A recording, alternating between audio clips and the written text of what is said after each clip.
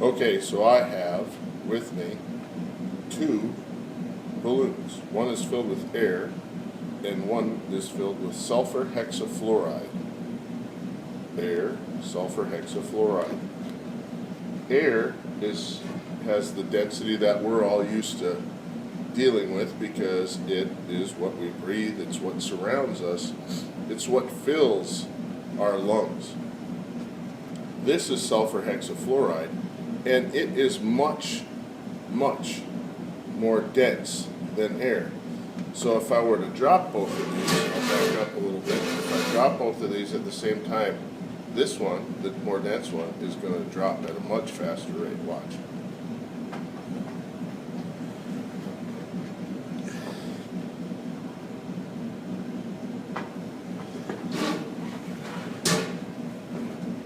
So, here's air, here's sulfur hexafluoride.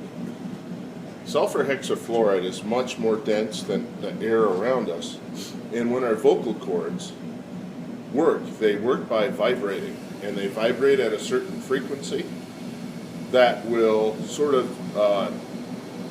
direct the sound, the depth of tone that we speak at. So if your vocal cords were able to all of a sudden vibrate more quickly, you would have a higher pitched voice. If your vocal cords would be in an environment where things were more dense, they would vibrate more slowly, and you would have a lower voice. So I'm going to take some of this and put it near my vocal cords, and I'm going to talk, and you can hear the difference. Here's my normal voice with air, and then you'll hear my normal voice, my abnormal voice with sulfur hexafluoride. So let's see if this works. So I'm going to try this. So I'm going to do a little fun little thing here, and I'm going to make sure that everyone can see it just right. Okay, I have to do actions for this. Here I go. I'm a little teapot, short and stout. Here is my handle. Here is my spout. Just tip me over and pour me out. Note the sound of my voice. I have a cold, so it's already a little lower than normal. But let's see what happens when I try some sulfur hexafluoride. So I'm going to try sulfur hexafluoride. Here we go.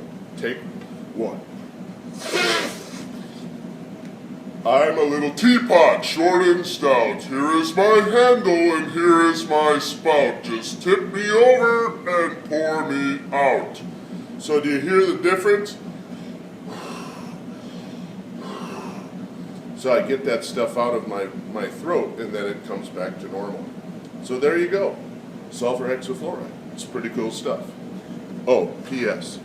Don't try this at home, because if you don't know what you're doing, you could suffocate yourself and hurt yourself, and we don't want that. Besides, it's going to be real hard for you to get your hands on sulfur hexafluoride.